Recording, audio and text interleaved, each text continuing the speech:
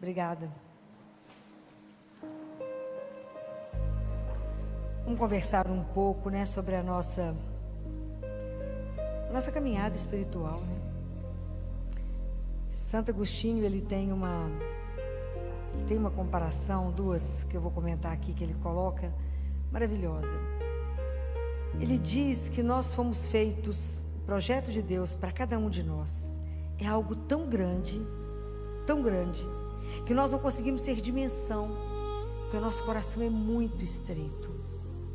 Então é preciso alargar o nosso coração para que a gente possa compreender o tamanho daquilo que Deus quer para cada um de nós. Nós não temos consciência do que significa o projeto de Deus para a nossa vida.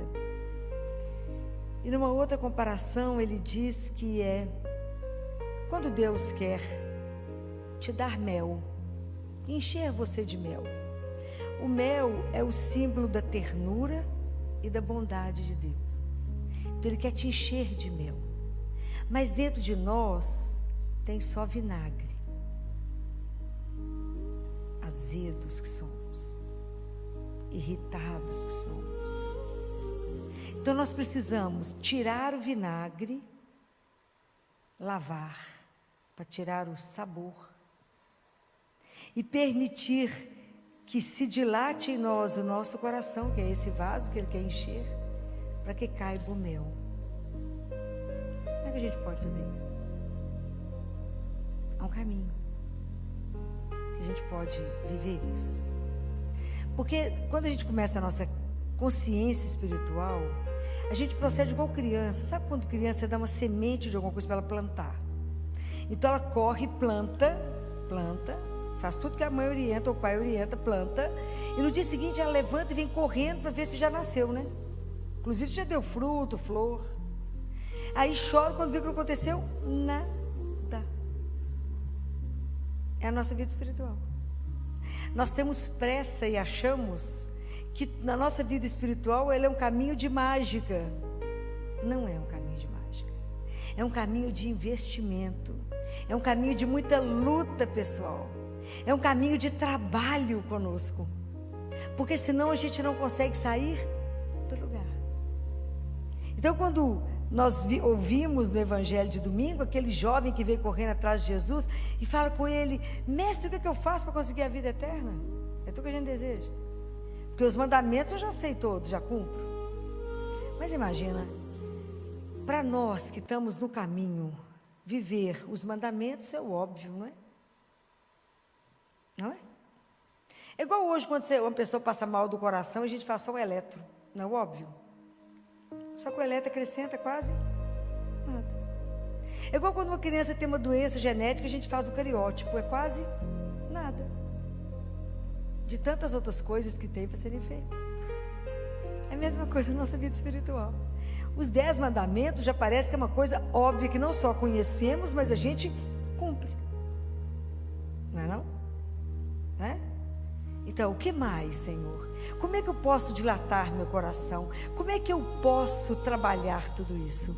E é tão interessante que naquele livro, O Diálogo, Catarina de Siena, lembra? Vocês já leram? Algum de vocês que já leu? Já leu? Folheou? Ninguém leu.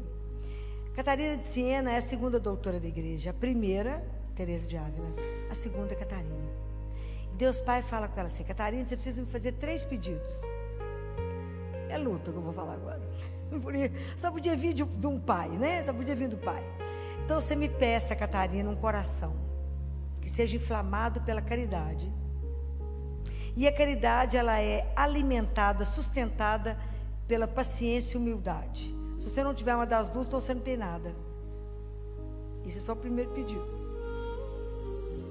Então vocês imaginem que para a gente cultivar as virtudes da paciência, da humildade, há um trabalho conosco. Há um trabalho pessoal do autoconhecimento. Que eu preciso entender como é que eu estou azeda, como é que eu estou irritada, como é que eu estou nervosa, como é que a minha paciência é -1, a tolerância é menos que 0. Então, se eu percebo isso em mim, Eu preciso ir primeiro confessar, para que Deus possa me lavar do vinagre e me encher do mel. Então, se eu percebo que eu estou ficando muito irritada, muito nervosa, muito brava, vamos procurar um padre e confessar. Porque não está normal, tá? Não, semana passada eu falei com vocês. A gente precisa, antes de fazer, a gente precisa ser. E o nosso grande desafio é ser filho de Deus. É o grande desafio. Então, o filho de Deus combina com ser irritado, mal-humorado, nervoso. Mas imagina, é muita luta pessoal, porque a gente carrega as questões do pecado original. Então, é igual a criança que já acha que já está tudo pronto o fruto. Não, tem um trabalho constante em mim que eu preciso fazer. E esse trabalho constante é a oração. A única coisa capaz de dilatar o nosso coração é a oração. Então eu preciso pedir a Ele a graça de me ver. Fala, me ajuda a perceber os meus pecados. Me ajuda, inclusive, a conhecer os pecados ocultos, igual está escrito lá no Salmo 19. Lá no Salmo 19 está escrito assim no versículo 13. Quem pode discernir os próprios erros? Purifica-me das faltas escondidas. Às vezes a gente não tem consciência nem que está errando, nem que está pecando. Então a gente precisa pedir a Ele. Então a oração, ela é uma arma das mais poderosas que nós temos na mão, para falar, Senhor, como é que eu vou adquirir a virtude da paciência, se isso não for uma graça, não for um dom doado? Como que eu vou adquirir? Como é que eu vou adquirir a consciência da humildade? Humildade é a consciência que eu sou um pó, que eu sou criatura e Ele é o Criador. Que tudo que eu não consigo nada se não for a graça de Deus na minha vida. Eu posso entender aonde eu estou do ponto de vista espiritual, mas entender que para me crescer eu preciso da graça de Deus. Nada sem a graça dele. A criança, para entender que a plantinha, para crescer ali, a semente crescer, virar uma árvore, ela precisa de muita coisa. Não tem mágica. Então eu preciso entender que eu preciso ter um querer, que eu preciso ter a consciência, que eu preciso buscar, né? Porque Deus nos criou para nos encher dele. Então Ele coloca em nós um desejo de sempre procurar por Ele. E aonde que Deus nos chama sempre? A rezar. Ele coloca em nós uma saudade dele. E a oração é a forma que a gente tem de falar com Deus. Oi, deixa eu entrar rapidinho na sua tela. Se essa mensagem está falando com o seu coração, aproveita agora para se inscrever no canal Mulheres Católicas, deixar o seu like e compartilhar com alguém especial. Assim você ajuda essa missão a alcançar mais corações. Obrigada por caminhar conosco. Agora, vamos voltar à reflexão. Quando ninguém mais quiser te escutar, quem te escuta? Deus. Então é pela oração. Quando você estiver vivendo uma situação que não tem mais saída do ponto de vista humano, quem te escuta? Quem pode resolver? Deus. Quando você estiver numa solidão, se sentindo péssima, sem ninguém mais, quem está com você? Deus.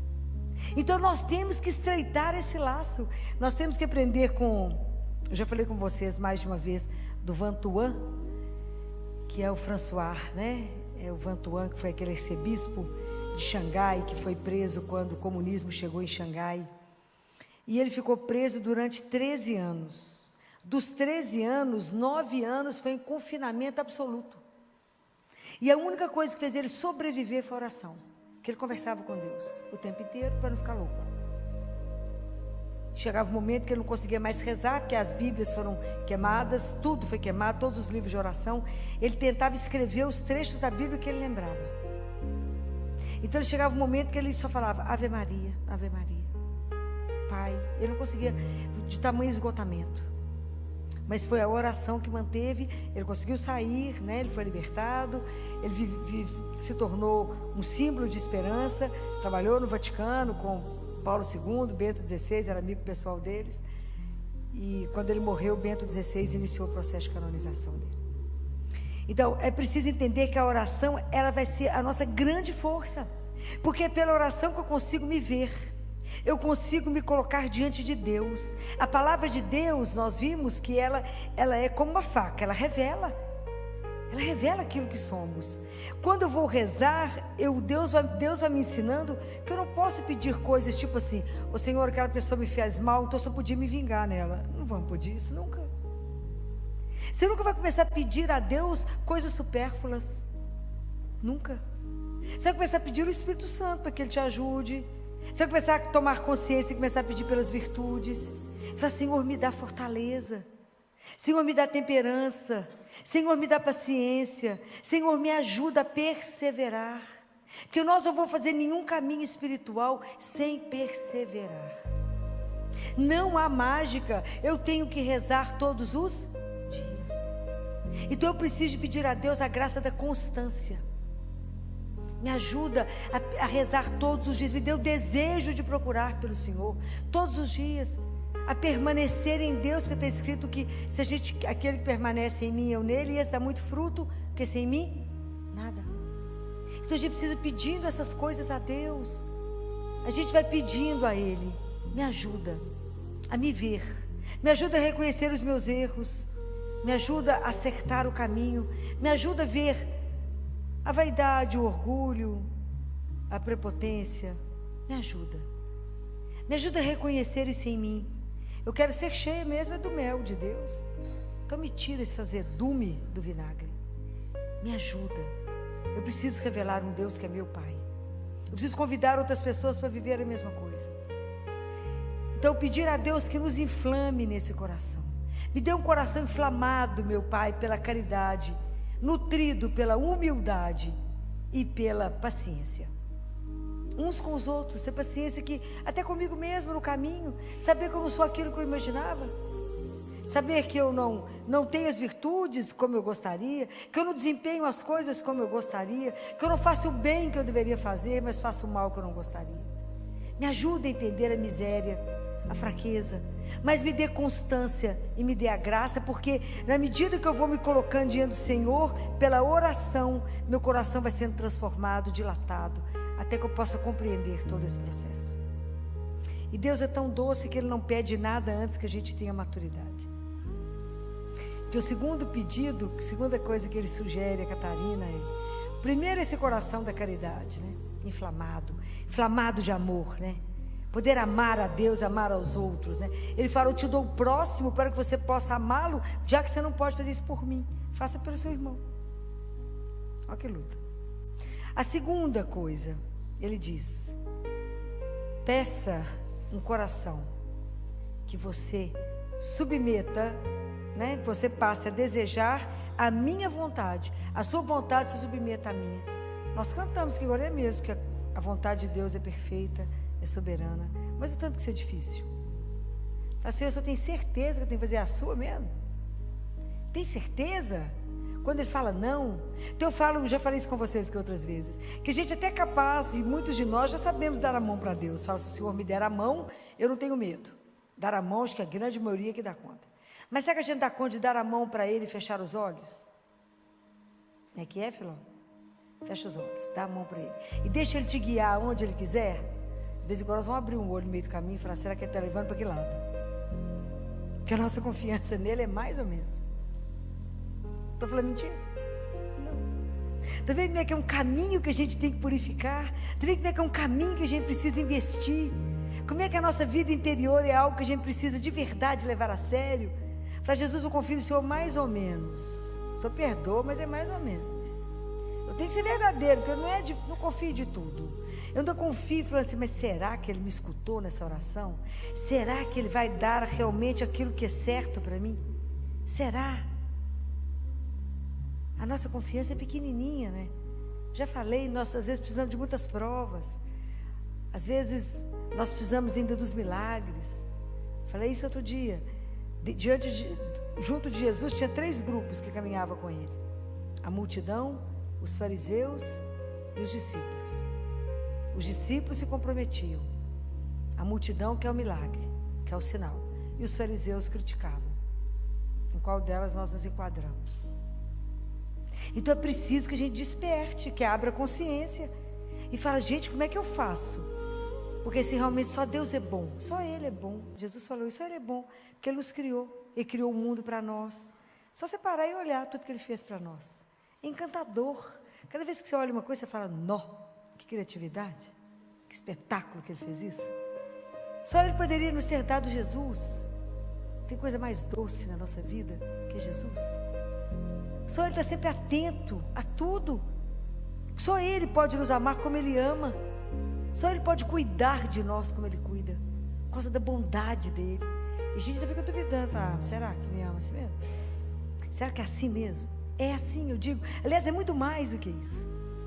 Fora o que Ele criou para nós que a gente ainda não viu. Os olhos não viram, o ouvido não viu, nenhuma mente é capaz de pensar aquilo que Ele criou para aqueles que o amam. É muita coisa. Então por isso nosso coração precisa ser dilatado e aprender. Mas até a gente aprender a fazer a vontade dEle, eu já falei com vocês, vou sugerir aquilo que Ele ensinou também. Na hora que falar, seja feita a vossa vontade, curve a sua cabeça. Aprenda a entregar as pequenas coisas para Ele. Fala, Jesus, eu queria isso, mas se o Senhor não quiser, seja feita a vossa vontade. Aprenda a entender isso. Aprenda a se entregar, aprenda a confiar.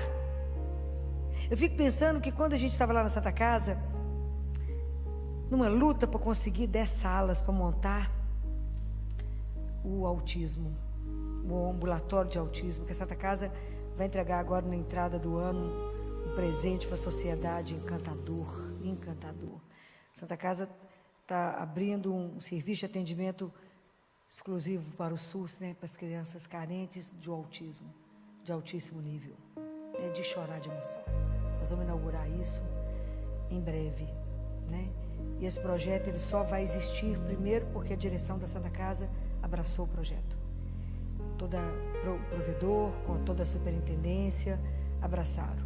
E segundo, porque o senador Rodrigo Pacheco bancou em dinheiro. Senão, não teríamos isso.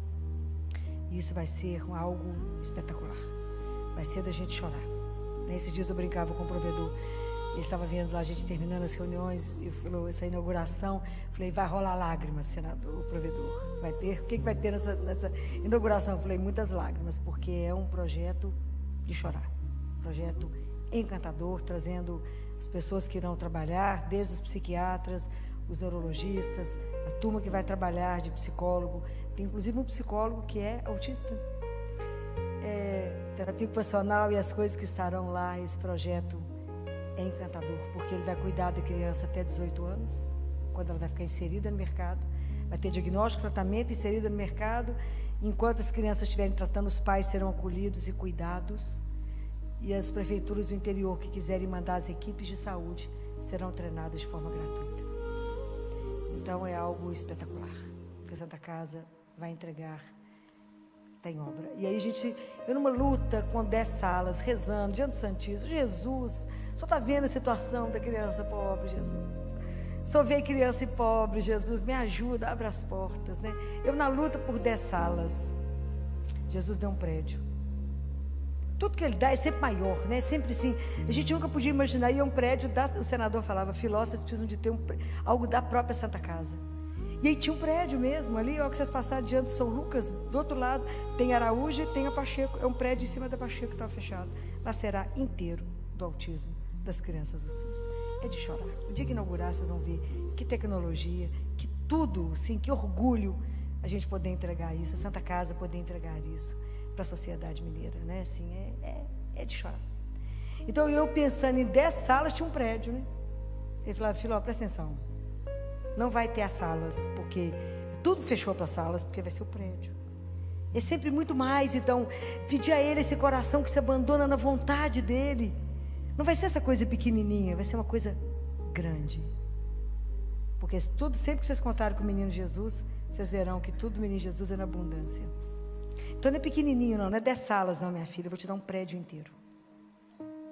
E o terceiro pedido que Deus Pai fala para Catarina, esse é o mais difícil, é o que Jesus fala para o jovem. Esse jovem que não tem nome, né? Por isso é cada um de nós, né?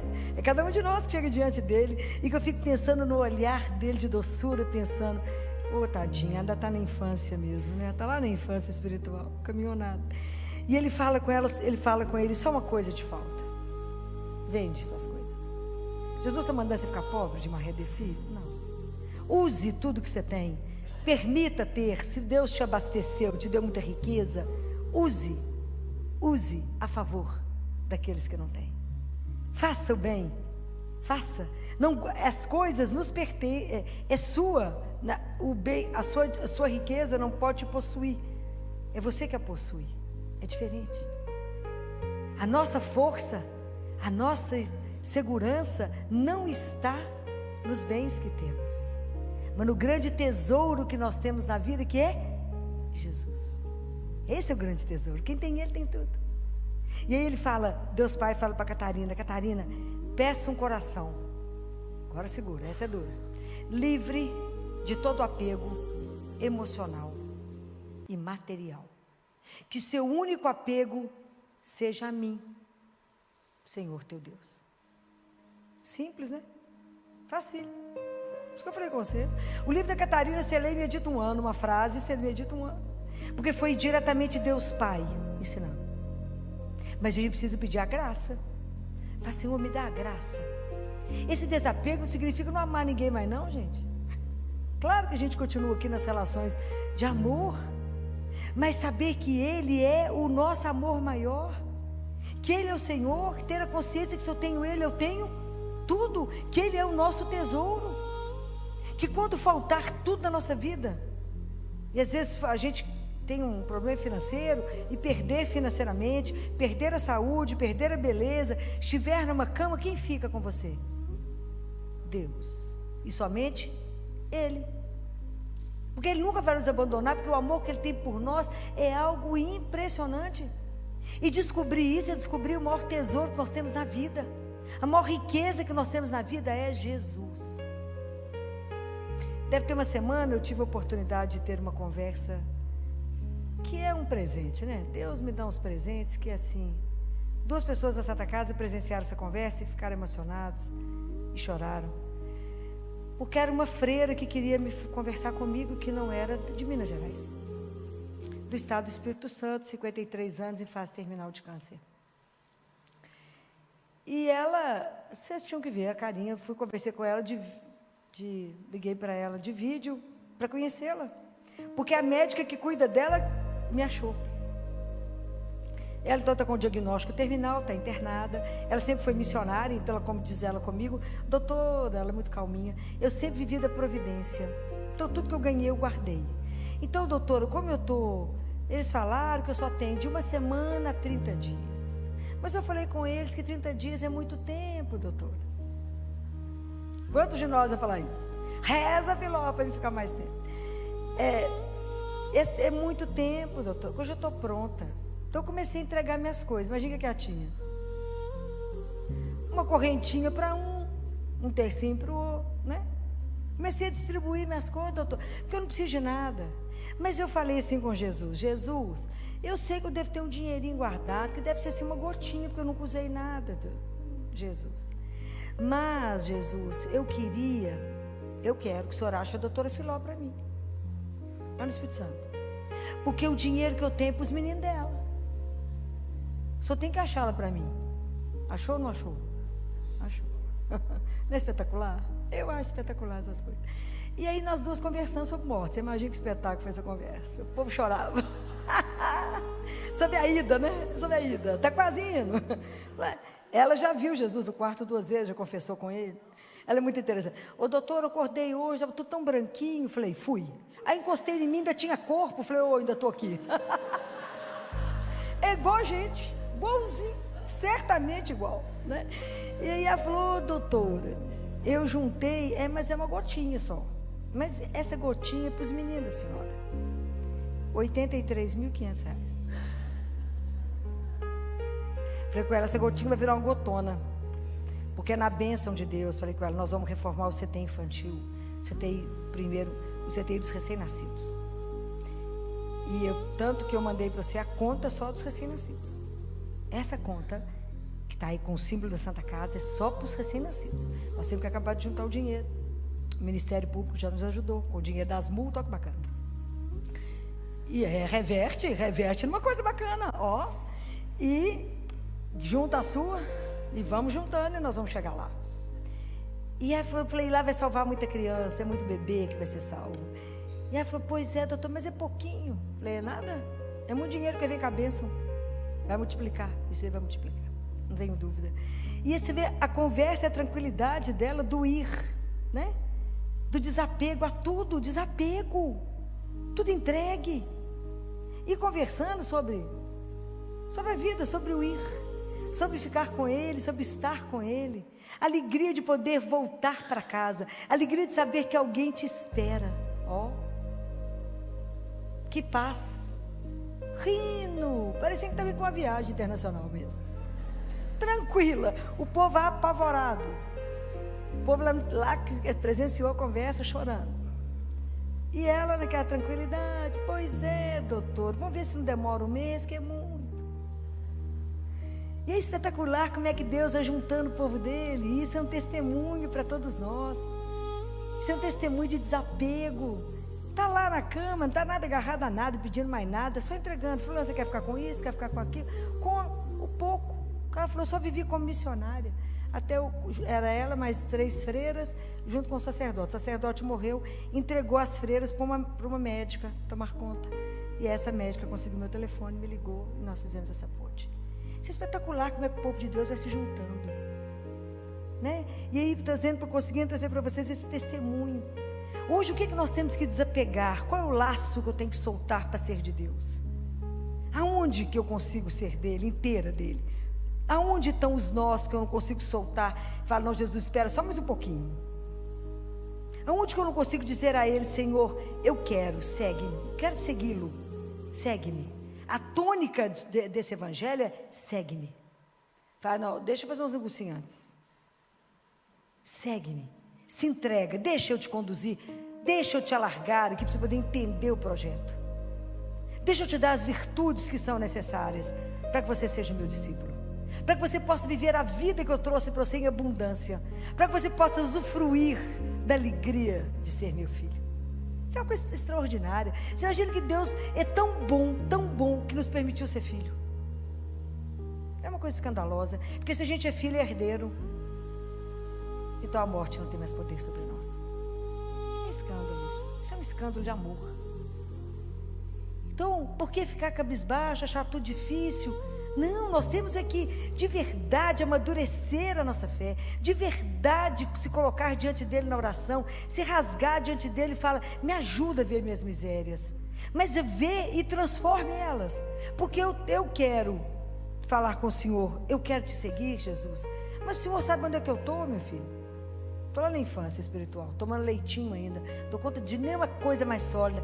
Me ajuda de verdade a caminhar, porque eu quero pertencer a você. Eu quero de verdade que na minha vida se cumpra o seu projeto de amor. E eu digo para vocês, não tenha medo de Deus. Não tenhais medo. Escancar o seu coração a Ele. Não tenha medo de se entregar. O que nós temos? Aonde pode estar a nossa segurança? Nós somos frágeis demais. A nossa fragilidade é absurda. Um tombo te tira do sério. Quanta coisa nos impede. Não tenhais medo de ter a vida revirada do avesso. Não tenhais medo de abrir mão dos seus pequenos planos para deixar Deus cumprir o grande sonho dele na sua vida. Não ponha limite na ação de Deus na sua vida. Não ponha limite na misericórdia. Deus é Deus. Não há nada impossível. Pensa que eu queria 10 salas e me deu o prédio. Deus é Deus. E quando Ele quer alguma coisa, quem pode cercá-lo? Ninguém.